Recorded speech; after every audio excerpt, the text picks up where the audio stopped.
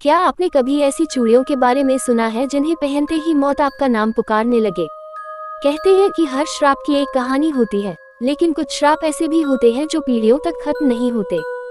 ये कहानी है एक ऐसी लाल चूड़ी की, जिसे जिसने भी अपनी कलाई में पहना, उसकी जिंदगी के सिर्फ 7 दिन बचे।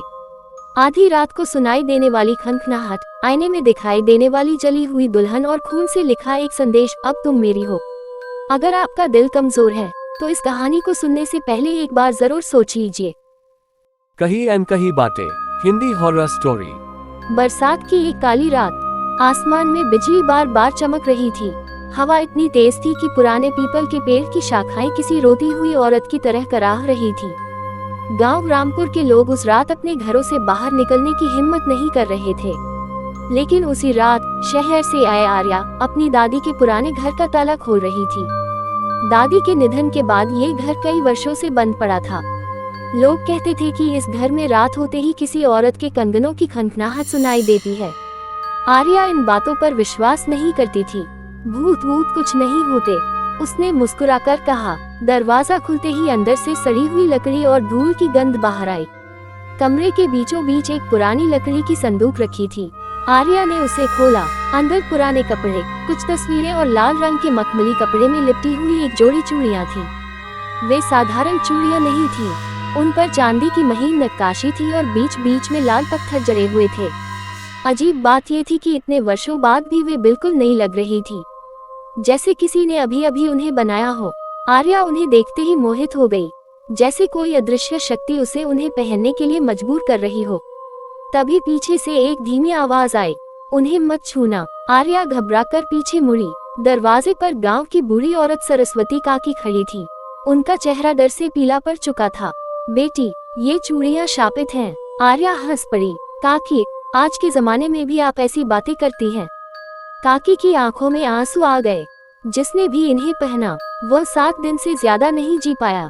आर्या ने बात को मजाक समझा। अगर इतना ही डर है तो मैं अभी पहन कर दिखाती हूँ। उसने दोनों चूड़ियां अपनी कलाई में पहन ली।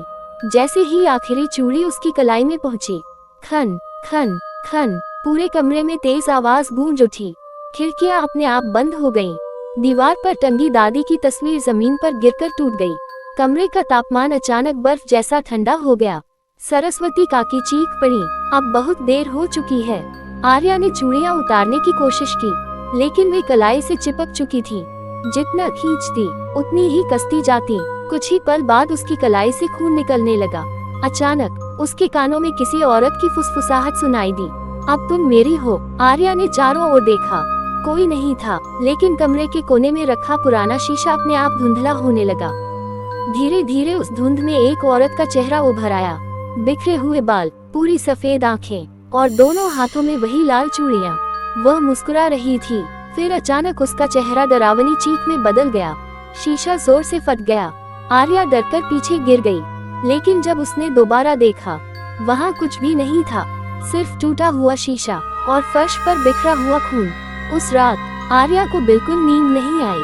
हर कुछ मिनट बाद उसे चूड़ियों की खनखनाहट सुनाई देती, कभी छत से, कभी आंगन से, कभी उसके बिल्कुल कान के पास से। सुबह होने पर उसने गांव के सुनार के पास जाकर चूड़ियां कटवाने की कोशिश की। सुनार ने जैसे ही उन्हें देखा, उसका चेहरा सफेद पड़ गया। ये वही चूड़ियां हैं। कौन सी? आर्या ने पूछा। सुनार कांपती आवाज में बोला, 50 साल पहले ठाकुर की बहू इन्हें पहनकर जिंदा जला दी गई थी। मरते समय उसने कसम खाई थी कि जो भी उसकी चूड़ियां पहनेगा, वह उसकी मौत का दर्द महसूस करेगा। आर्या ने घबराकर पूछा, क्या इन्हें हटाया जा सकता है? सुनार ने सिर झुका लिया, मैं इन्हें छू भी नहीं सकता। जो भी इन्हें तोड़ने की कोशिश करता है, वह उसी रात मर जाता है। आर्या का दिल तेजी से धड़कने लगा। उसी समय दुकान के बाहर अचानक एक बच्चा चीख उठा। सब लोग दौड़कर बाहर आए। बच्चा सड़क की ओर कांपती उंगली से इशारा कर रहा था। वहाँ सफेद साड़ी पहने एक औरत खड़ी थी। उसके हाथों में लाल चूड़ियां थीं और वह केवल आर्या को देख रही थी। अगले ही पल वह मुस्कुराई और हवा में गायब हो गई। आर्या की कलाई में पहनी चूड़ियां अपने आप खनखनाने लगी। फिर उसकी हथेली पर खून से एक वाक्य उभर आया, 7 दिन। आर्या समझ चुकी थी, उसकी मौत की उल्टी गिनती शुरू हो चुकी थी। आर्या की हथेली पर खून से लिखा था, 7 दिन। कुछ ही सेकंड बाद वह शब्द धीरे धीरे गायब हो गया, लेकिन उसकी कलाई में बंदी लाल चूड़ियां पहले से भी ज्यादा कस गई। ऐसा लग रहा था जैसे वे उसकी नसों के भीतर तक धंस रही हों। वह घबराकर घर लौटी। पूरे रास्ते उसे बार बार ऐसा महसूस हुआ कि कोई सफेद साड़ी पहने औरत उसके पीछे पीछे चल रही है। जब भी वह पीछे मुड़ती, वहां सिर्फ सुनसान रास्ता और हवा में उड़ती धूल दिखाई देती। रात के ठीक 12 बजे खन खन खन चूड़ियों की आवाज फिर गूंजने लगी। इस बार आवाज घर के बाहर से नहीं, बल्कि उसके अपने कमरे के अंदर से आ रही थी। आर्या ने कांपते हाथों से लाइट जलाई। कमरा खाली था, लेकिन सामने रखी पुरानी अलमारी का दरवाजा धीरे धीरे अपने आप खुल गया। अंदर एक पुरानी तस्वीर रखी थी। तस्वीर में एक बेहद सुंदर नवविवाहिता दुल्हन मुस्कुरा रही थी। उसकी कलाई में बिल्कुल वही लाल चूड़ियां थीं। तस्वीर के पीछे किसी ने कांपते हाथों से लिखा था, मेरा नाम राधिका है। जिसने मेरी चूड़ियां पहनी, वह मेरी अधूरी मौत पूरी करेगा। इतना पढ़ते ही अचानक तस्वीर में दुल्हन की मुस्कान गायब हो गई। उसकी आंखों से खून बहने लगा और अगले ही पल तस्वीर अपने आप जलने लगी। आर्या चीखते हुए पीछे हट गई। उसी समय पूरे घर में किसी औरत के रोने की आवाज गूंज उठी। मुझे इंसाफ चाहिए, मुझे मेरा बदला चाहिए। आर्या ने दोनों कान बंद कर लिए, लेकिन आवाज उसके दिमाग के अंदर गूंज रही थी। सुबह होते ही वह फिर सरस्वती काकी के पास पहुंची। काकी ने उसे देखते ही कहा, पहली रात कट गई, अब 6 दिन बचे हैं। आर्या हैरान रह गई, आपको कैसे पता? काकी ने गहरी सांस ली। मैंने अपनी आंखों से 5 लोगों को इन चूड़ियों की वजह से मरते देखा है। उन्होंने गांव की सबसे पुरानी कहानी सुनानी शुरू की। करीब 50 साल पहले ठाकुर की हवेली में राधिका नाम की लड़की की शादी हुई थी। वह गरीब परिवार से थी, लेकिन बहुत सुंदर और दयालु थी। ठाकुर का बेटा उससे प्रेम नहीं करता था। वह किसी दूसरी औरत से शादी करना चाहता था। एक रात राधिका पर झूठा आरोप लगाया गया कि उसने हवेली का खजाना चुरा लिया है। गांव वालों के सामने उसे जिंदा आग में झोंक दिया गया।